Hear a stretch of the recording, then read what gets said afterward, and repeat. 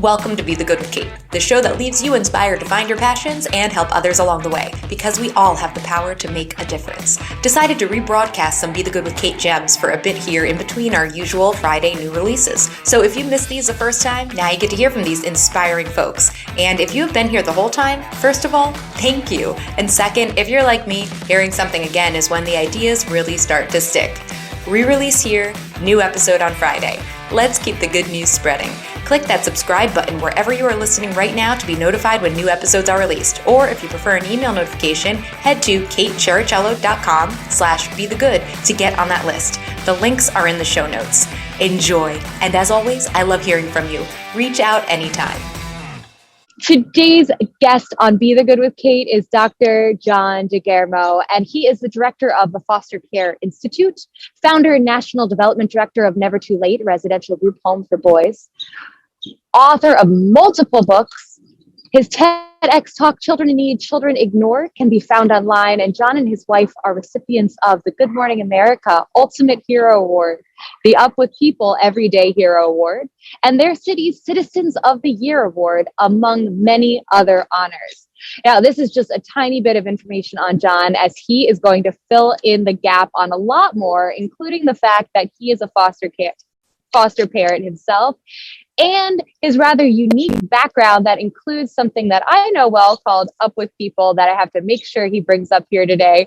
So, Dr. John DeGarmo, thanks so much for being here. Thank you for the opportunity. Thank you so much. You bet. So I give a little bit of information, but please tell everybody more about who you are and what you do in your own words. Oh, thanks for asking. So yeah, Dr. John DeGarmo, founder and director of the Foster Care Institute. I really never planned on being a foster parent. I believe so many of the myths and misconceptions that are associated with that so many people believe. And, I met my first wife, who's from Australia. We met traveling the world, singing and dancing and Up With People many years back, fell in love, got married. And our first child died of a condition called anencephaly, or some pronounce it anencephaly. It's a condition where the brain or skull never truly forms. And my wife was in labor for 92 hours. And that really led me to a time of anger. I ignored my grief, and I dived into anger. I was just angry. How can this happen? How can this happen? So years later, we moved back to the U.S. to pursue my dream career at that time. And I ended up teaching in a rural high school setting in middle Georgia. A lot of kids coming through my classroom who had issues of attendance, issues of behavior, academic issues. And I kept asking myself, what's going on? Why so many in this small town? And then I started meeting a lot of the families, and I recognized, you know what? It just starts in the home. And for some of these kids, it's generational apathy, generational poverty, generational abuse. At that point, my wife and I had 3 healthy children, and we talked about, hey, how do we help these kids? We lost our first. We are here to serve others. And I recognize, this generational poverty, this generational apathy, this generational abuse is placing so many children in harm. 5 million children in America every year experience domestic violence in their own house, which means it happens in every single community. And I also recognize that then, like right now, as you and I are having this discussion, there's a child out there right now who's really hoping or praying that someone's going to help them. So I went to my wife and said, you know what, we've lost our first child. We have other kids now. How can we help these children in my classroom? So that led to the discussion of foster parenting, which led to the doctorate and all the books and, traveling the nation and globe, working with agencies. And I'm really driven each day to make the system a better one, not only for the children, but for the foster parents, the birth parents, and for society in general. Amazing. Did you know much about the foster care system before you ended up at this school? No, I believed so many of the myths and misconceptions attached to it. I believed the kids were bad kids. I believe the foster parents were crazy people. That part's kind of true. You got to be a little bit crazy to bring children in your house with issues of anxiety, anger-related issues, sleep management. We've had as many as 11 kids in our house at the same time because there's not enough home. And that's not a normal lifestyle. It's not a normal lifestyle. I didn't know anything. So, those classes prepared us somewhat. But there's, the classes and paperwork and reading books can only prepare you for so much. And then you get that child in your home, that first placement. I recognized in 20 minutes of my first placement that, oh my gosh, I'm not ready for this. I'm not prepared for this. What is this child saying and doing? It was tough. Yeah. Wow. And tell the audience, because this is just fascinating from your bio too, how many children you've had in your house now over the years. We've had over 60 children come through our home over the years, as young as 27 hours old, and as old as 18. We've had as many as 11 at the same time. We had 7 in diapers at one point, which was very messy, let me tell you. And we've had them as little as a day and as long as 2 years, and everything in between. Wow. Now, how did the Foster Care Institute come to be in your life with all of this? So I finished my doctorate on foster care because my doctorate was, I was teaching while becoming a foster parent, and I recognized my fellow teachers don't know anything about this. I didn't.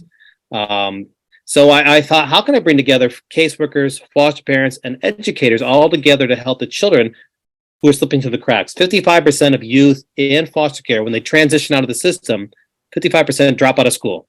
65% end up homeless. 75% end up incarcerated. Only 6% go to college. Only 2% earn a 4-year degree. So I thought, how can I bring these educators, teachers, and foster parents together to help the kids? And then when I finished the dissertation, the doctorate, I thought, you know what? I'm loving writing. So I kept writing books. And then a lot of agencies said, hey, can you help us? And that started the Foster Care Institute. I wanted a one-shop stop, if you will, for all things foster care, bringing it in from a couple different perspectives. All the data and the statistics and that kind of thing. Also the real life personal experience of someone who's lived it 24 hours a day, 7 days a week, 365 days a year as a foster parent. Wow. Your path is, interesting in of itself, beyond interesting. But now, how has it been having your biological children there and the children you've adopted, your whole family unit, but now having the kind of transience of having other people be a part of their family for periods of time? How has that, I'm just curious, I guess the question in here is, how has it affected or helped your children to grow or your family to grow? Anything to comment on there? I hear a lot that many prospective foster parents are afraid of being foster parents because of their own children, how the kids coming into care, into the home, placed in the home might affect their family dynamics. For me, it's been wonderful. Beside the point that we've adopted 3 children from the foster care system. Now we've experienced four failed adoptions, which was hard for all of us. So my family's doubled in size, but I couldn't do without my kids, quite frankly. There've been times where little kids been placed in our home and they're filled with confusion. They're scared. They're frightened. They don't know why they're here at our house. They don't understand. Maybe their parents made poor choices. It's a very scary time being placed into a foster care home. So my kids have come around these children, wrapped around them, and and play therapy has been amazing for them. They treat them like their own siblings. Have there been times when it's been tough? Oh yeah, sure, absolutely. But I think my children all have learned a very, very valuable lesson, a couple lessons. First of all, of serving others. Now, none of my children may ever be a foster parent. I don't know, but I firmly believe that all of them are going to lead a life of serving others in some way, helping others in some way. They have seen more than their peers what abuse looks like, what neglect looks like, abandonment looks like. They have lived with that, and they have such a caring, compassionate heart. My kids are always at the forefront, I have noticed, of helping others, of volunteering, of standing up to bullying, of befriending those who really need a friend. So for us, it's been a very positive experience. And again, it has been tough at times. And sometimes my kids have said, Dad, that one boy's driving me crazy. Yeah, me too. But you know what? They need that unconditional love that we can give them. Well, that's absolutely incredible. And talk about just selfless acts here. Those are some, I love calling them good news moments, the things we hear along the way. What about now through some of the children that you fostered? Have you gotten to hear any stories later on, of them finding their way in life in a positive way? Yes. I'll point to one in particular. Just talked to her actually last night on the phone. She was born in Romania, and her parents were killed at age 9, and 3 separate families throughout the United States adopted her and then unadopted her over the course of 9 years. She was rehomed, basically. And during those 9 years, those 3 families was abused in some way. Just tragically so. And so when she came to our house at 17 years of age, after 3 families said, well, we'll teach you English, we'll love you forever, and then abusing her in some way, she had a lot of questions. She didn't trust us, and she shouldn't have. And now she's in her early 30s, married to a wonderful man, 2 beautiful children that we get to love over. She's worked in child welfare for so many years. We helped her get through college. She's doing great. There's a couple others I can point to like that. Sadly, many of the kids, we don't know what happened, because when they come to our home, sometimes the birth parents are filled with their own guilt, their own grief, their own anger, their own denial. And we are part of that, of their life, that they don't want to remember. They don't want to acknowledge. They just want to get past. So when the kids go back to their home through reunification, there are those times some birth parents say, you know what, we don't want to talk about that anymore. Let's move on. So we don't get to have communication, which is hard for us. Because when their birthdays come along, or holidays coming along, or things like that, we're thinking about them, remembering them, and that can be a time of grief for us. Because when they come to our house, I believe that children in foster care need 3 things: they need stability, they need safety, but what they need more than anything else is unconditional love. They need us to love them with all of our hearts.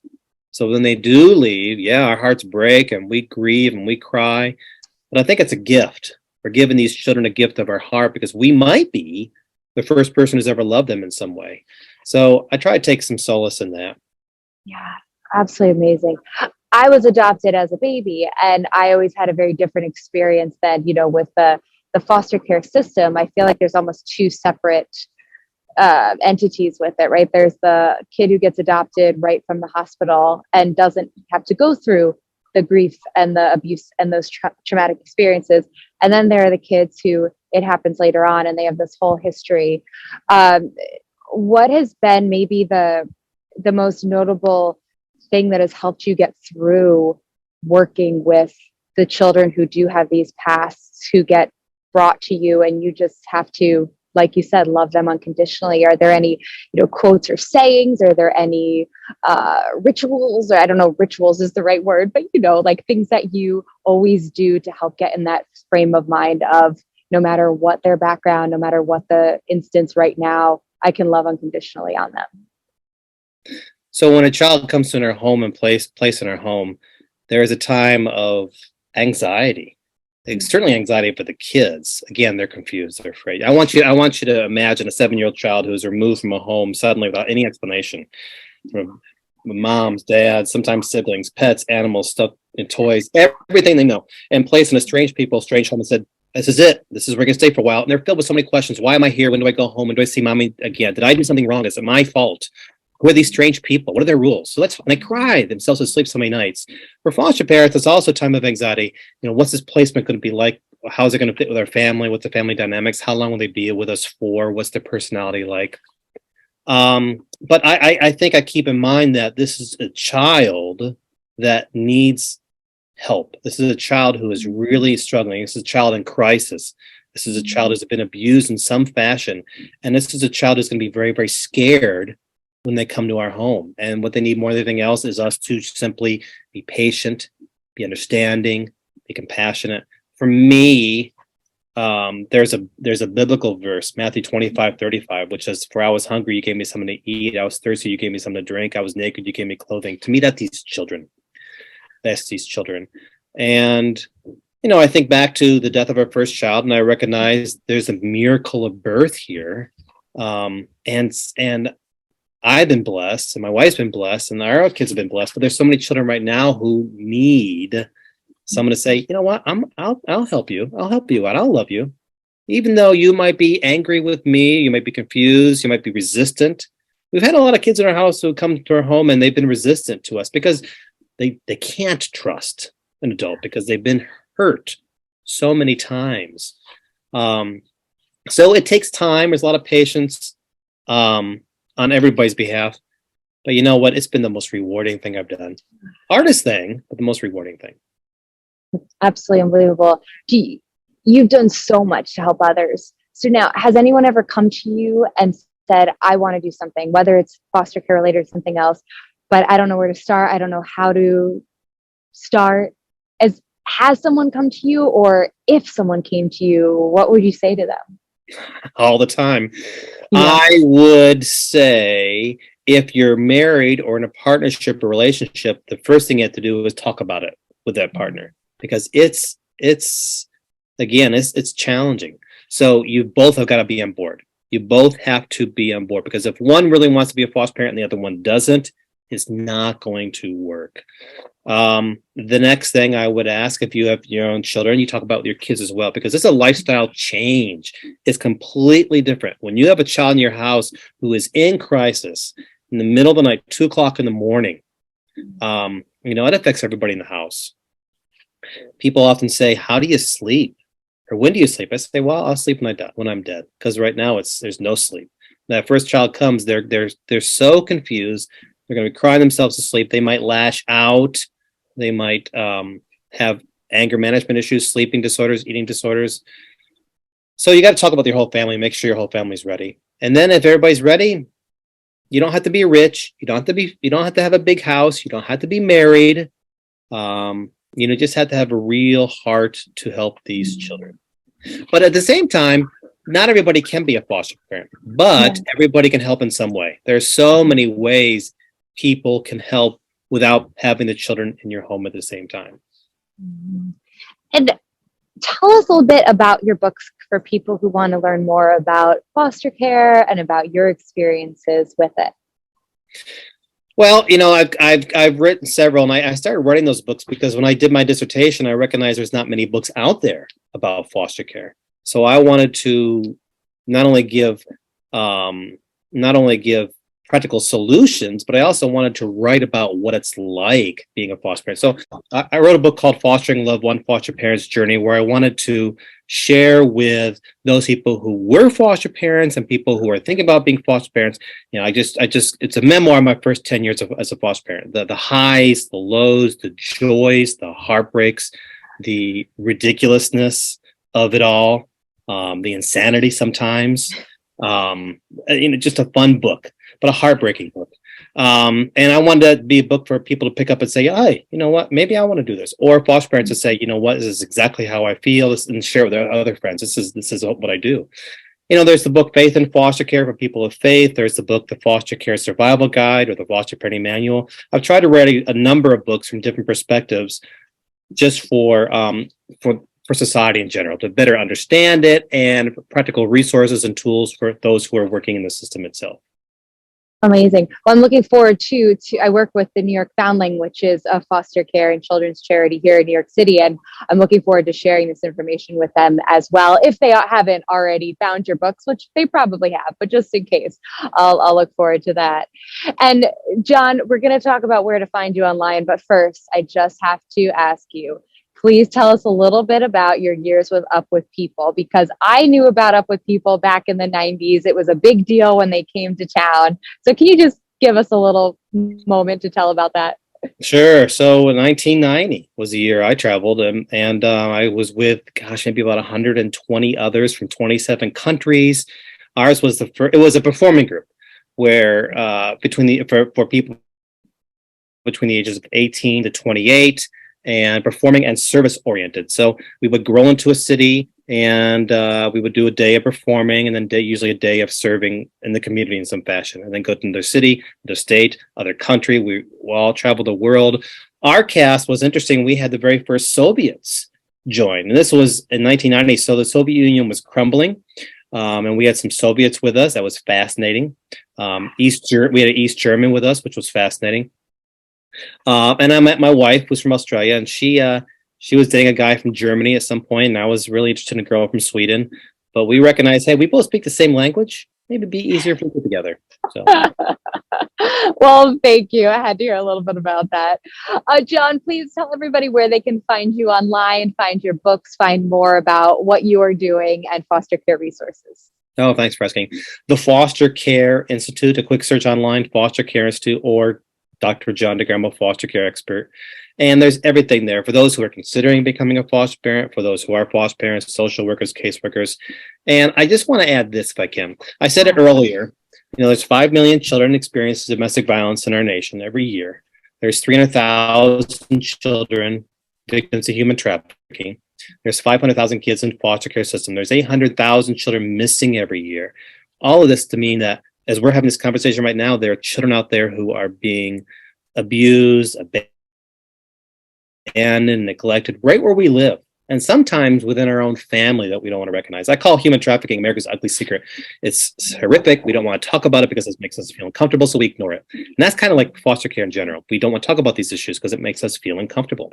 So whether you feel you can be a foster parent yourself and have the children placed in your home or help in some other way, there's so many ways each of us can help a child in crisis in some way, whether it is providing backpacks filled with hygiene items or school supplies at the beginning of the year, whether it's adopting a foster family in the holiday season and helping with gifts for them, whether it's being a mentor or tutor, whether it's if you have your own small business and hiring them to teach them important work skills or social skills or living skills.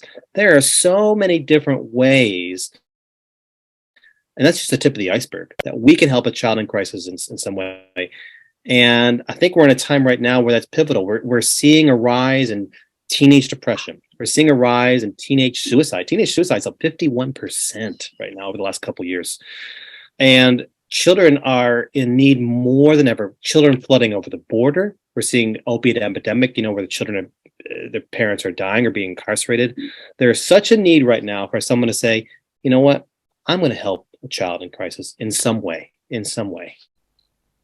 I'm so glad you talked about some of the tangible ways that people can help too, because I think that often we get overwhelmed with that idea of like, well, I feel like I can't do everything. So then I don't know what to do. I won't do anything. So I'm so glad you talked about some of those ways. And there are organizations all over the country. And I'm sure you talk about some extra resources and putting people together on the website. And if people want to reach out to you, should they go through your website contact form or email or what's best?